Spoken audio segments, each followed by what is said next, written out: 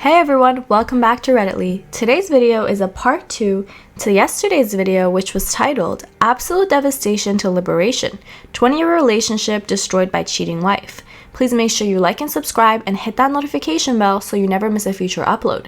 Let's get right into it.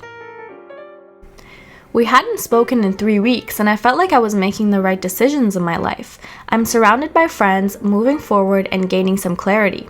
I've realized the trap that I was in and made a firm decision to not get back together. Ring ring, oh who could that be? It's my WS. We were supposed to meet for coffee to discuss the divorce and entangling paperwork. She tells me she can't make it and it's at a designated time, but to text her 2 hours later and we can meet up. Fine, I follow suit, jumping through more hoops, and upon texting, she tells me she's up at the nearby family mountain cabin and that I should come up for the week and stay with her. Oh, okay, I'll just cast aside all my integrity and small amount of self-respect I just discovered to jump back into the sack. Hell no, we won't go. I declined the invitation after stating the importance of working through the divorce process. She gets flustered and somehow kind of angry that I'm not willing to drop everything in my life and come running up to the cabin. I ask her what about the AP and her response is he broke up with her as soon as I was out of the picture. Karma is a fickle creature sometimes, I guess. We finally meet for coffee and I bring all the documents. Gushing comments pour out from her about how good I look and how well I seem to be doing. Nope, I'm freaking devastated and this isn't a game to me, lady. What's up? We cover the details about splitting up the house, of which she says she's entitled to more than half. I'm not to touch her 401k, and as a compromise, I get to keep my business untouched that I worked my tail off on building for 10 years. I'm going to stay on her healthcare for the duration of the divorce and will tidy the situation up as fast as possible. As I turn to make my exit, she pursues and follows me to my car, murmuring about things. Spinning on my heel, I ask if she has anything to say for herself.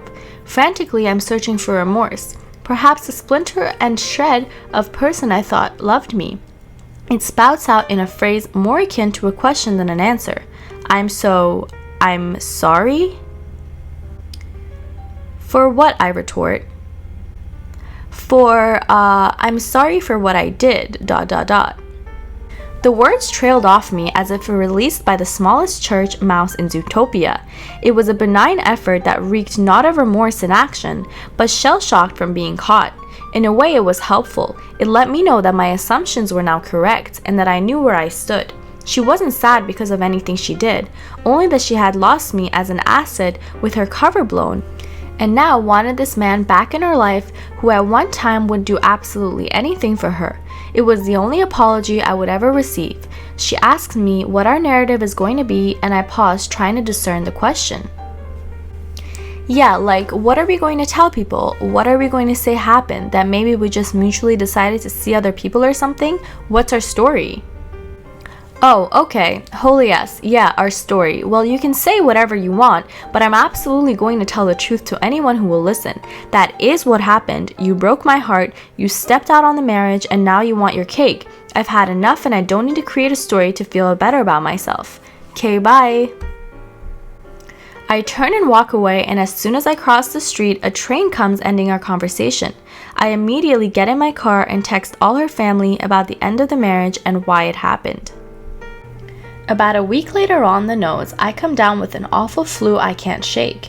On any regular spring Saturday, I start taking in movies and resting. Mid-afternoon, my chest starts to really hurt and won't subside despite the counter medication. I mention to my WS what's going on and I think it's getting serious. Can't you take care of yourself? Ugh, well, I'm not driving to you to urgent care. I'll go with you, but I'm not driving. Fine, I'll drive myself to the hospital. Thanks for coming with me. That's so gracious of you, sweetie. I get to the ER at the hospital and get all checked in. When I arrive, they notice my oxygen has dipped a little bit, but nothing alarming. We wait for over 3 hours and my chest is pounding. It's getting harder to breathe. My ex refuses to ask anyone to see me, so I stumble to the front desk and almost fall over. They say they'll get to me and put me in a wheelchair. Finally, someone comes and takes more vitals, but I don't really get to the root of the problem. I say I think I have pneumonia, my chest hurts, and I can't breathe. They downplay it, saying probably not, but move me to a stretcher in an unoccupied room. I wait about another hour, and at this point I'm really confused and barely breathing. My ex is just staring at me with dagger eyes and totally unhelpful. I literally start yelling, "Help, someone help me," over and over again, much to this woman's chagrin. I don't care, I feel like I'm dying. I am dying. After about 3 to 5 minutes of this, someone comes in upset that I'm yelling and then agrees to look me over. Turns out my oxygen has dropped to around 50%, which is life-threatening on its own, and my blood has nearly turned septic. I have bacterial pneumonia. I most likely developed it when I swallowed that bit of groundwater in my mouth, saving the house. After being put on all kinds of fluids, they gave me morphine drip to help with the chest pains. With comfort, I go in and out of consciousness, and as I peer up from the stupor, I catch her gaze. This soulless human being looks back with eyes that I wish I would have died right there. Life insurance would sure be a huge boon to this woman. We have $1 million policies. It was then that I spotted it, the major red flag. I knew something was up, and even though I caught her accidentally, I started keeping records of things she'd say to people or people she'd say she was with. They didn't add up, and in my heart, I knew something was off. The icing on the cake was that the rounds of antibiotics I would take, combined with the stress of the divorce, among other things, wiped out my gut bacteria. I would spend the next year finding out that I have small intestinal bacteria overgrowth, SIBO. Now back to the divorce in progress. I think that backstory is important because along with the previous conversation, it lays the groundwork to the events that would happen next. In brief detail, I'll enumerate them here for context. 1. After our meeting where I was giving the weakest attempt at an apology in the history of language, and I told our family about the affair, my ex sat a few things down in motion. First, she made a point to tell people who were acquaintances and her immediate family that I was a deadbeat, a non-contributor to the relationship emotionally and financially. She had said she always wanted kids and that I didn't, and that she was scared because I was borderline abusive. Because of this, I still either explain the situation or cut people out of my life who won't listen to my side of the story. The truth is the opposite, of course. She maintained for decades that she never wanted children, and anytime I brought it up, it created a major fight. Her family took her side, of course, and I lost relationships that I thought were my family in the last 20 years. Nope, just went total no contact.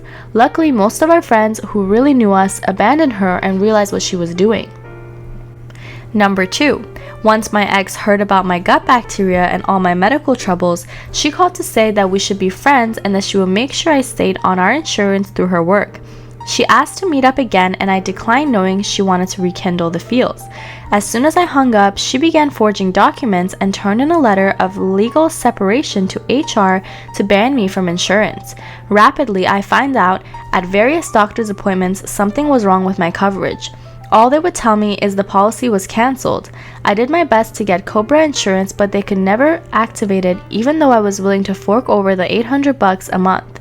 It was a nightmare paying out of pocket and calling back and forth. I would call my ex and see she would lament that she had no idea what was going on. Eventually, I got the right person at HR, and they told me they couldn't set up Cobra because they were looking for the judge who signed the legal separation documents my ex submitted. Appalled, further devastated, I asked them to define exactly what they meant.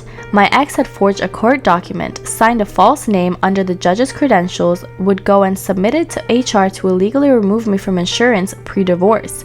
I exclaimed that they'd never find the judge and what they were holding was fraudulent. We had never been in court together or filed any legal document of separation. OMG, HR panicked like you'd never seen and retroactively gave me back my insurance for all the time lost. That's also why I couldn't get the Cobra insurance, because they were waiting for this imaginary judge to confirm the legality of it all. I texted my ex furious that she'd better call HR and hasten the process, and she played dumb. Well, we were separated. I just don't want to do anything illegal. Such BS. We'd meet a week later and she'd hand me Cobra documents in my lawyer's office to feign offering me help after the fact. Number 3. She sold the house. Good for her, except she sold it out from under me. She signed my name on all the documents and never even gave me final amount. I had to find out through my lawyer and the discovery process. Yeah, that hurt too. And number 4, she tried to attack my business and left it alone because I said I'd have to go after her 401k. In hindsight, I wish I would've. Her retirement fund was basically our retirement fund, and there were conversations like I'd buy all the groceries because she was making contributions to our future. Being self-employed, my job didn't have that feature. While I was saving for retirement, it wasn't the matched account she had the privilege of building. She was totally ready to devastate my business too, but fortunately for me, she was too cheap to hire a lawyer and mine protected my assets and let her know that any judge would keep me and let me take her 401k if I wanted it. Number 5. To this day, she has continued to tell people I never wanted kids, and my poor mother just tears up at the fact because I know it was the other way around. Number 5. To this day, she has continued to tell people I never wanted kids, and my poor mother just tears up at that fact because she knows it was the other way around. In further attempt to prove her ridiculous narrative, she is now pregnant with the AP's kid. That's right, they're still together even though she told me they had separated when we did. Turns out she waited about 6 months and then introduced this guy to the family as the new beau. He's an improv comic hobbyist, LOL, but he works a day job, and that's where they met through her work.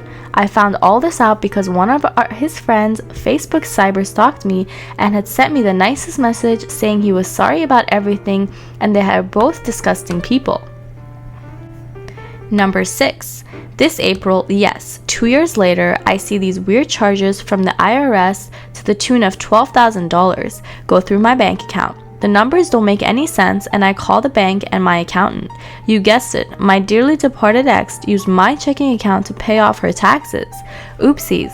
I give her 24 hours to return the funds or I'm claiming fraudulent charges. In hindsight, I wish I would have let the IRS penalize her into oblivion for it. We texted back and forth. She won't apologize for it, of course, and asks why I'm so upset. It gets really stupid and I finally declare that I know who the AP is and maybe his friends shouldn't contact me online. She doesn't say anything about this situation and the only response I ever receive is, "Who have you been talking to?" All this and there's light at the end of the tunnel. Thank you guys for listening. Please make sure you like and subscribe and hit that notification bell so you never miss any future uploads from us.